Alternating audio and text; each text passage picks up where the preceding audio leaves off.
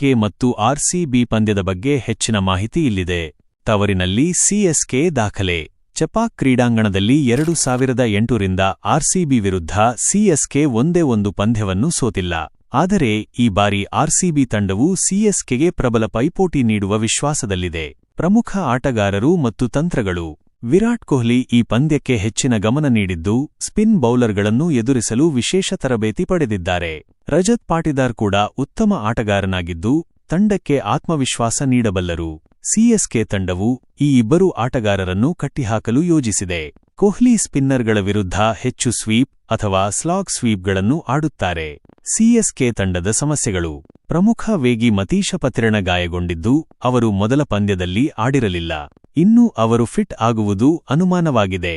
ಕಳೆದ ಪಂದ್ಯದಲ್ಲಿ ಶಿವಮ್ ದುಬೆ, ದೀಪಕ್ ಹೂಡಾ ಮತ್ತು ಸ್ಯಾಮ್ ಕರ್ರನ್ ಉತ್ತಮ ಪ್ರದರ್ಶನ ನೀಡದ ಕಾರಣ ಸಿಎಸ್ಕೆ ಮಧ್ಯಮ ಕ್ರಮಾಂಕದ ಬಗ್ಗೆ ಚಿಂತಿತವಾಗಿದೆ.